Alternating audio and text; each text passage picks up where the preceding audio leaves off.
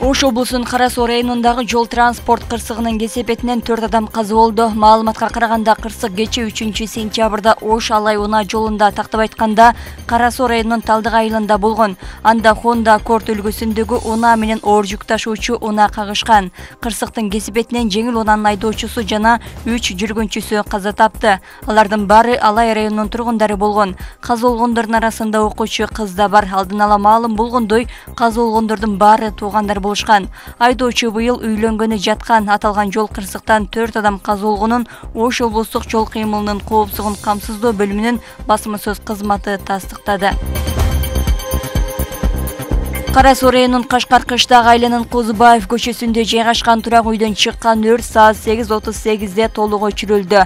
Маалыматка караганда өрттү өчүрүүгө саат 2-де Кара Суу райондук өрткө каршы бөлүмүнөн 5 топ тартылган. Өрт саат 2:59 чектөөгө алынып, саат 8:38 толук өчүрүлдү. Өрттүн кесепетинен жабыркагандар жок.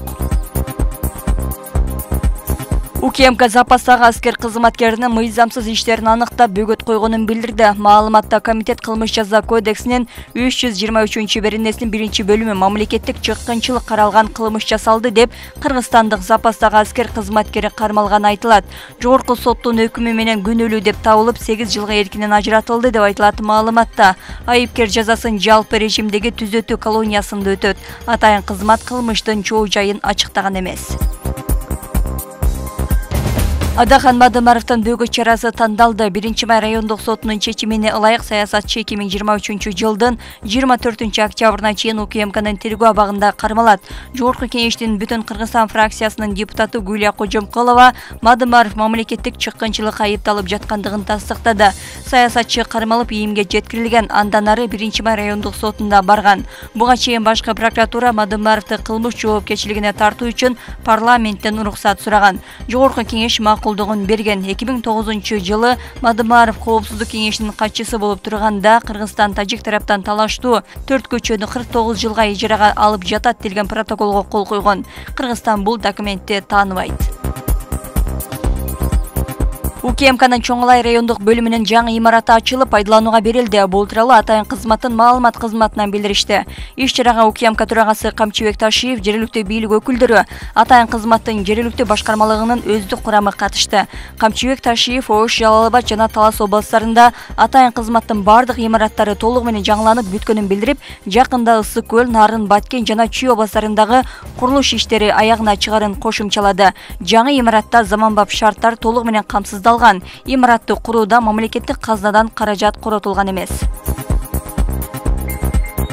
Эми Кыргызстанды тышкы карызын айтып эч ким коркута албайт. Мындай пикирин өлкөнүн экономика коммерция министри Данияр Амангелдиев Токмок шаарында эгемендүүлүк майрамын белгиленип жаткан учурда айткан. Ал 2018-2020 жылдары Токмок шаарынын мэри болгон. Амангелдиев оңдогон жылдар бою кагаз бетинде эле жазылып турган ийри долбоорлор акыркы 2 жылда ишке ашканын белгилеген. Кум тиркени кайтарылды. Мурда биз анын пайдасынын 10% гана алсак, азыр 100% алабыз. Бул 1,5 миллиард доллар. Өндүрүш үзгүлтүксүз иштеп жатат. Улуттук банкта 50 тоннадан ашык алтын бар.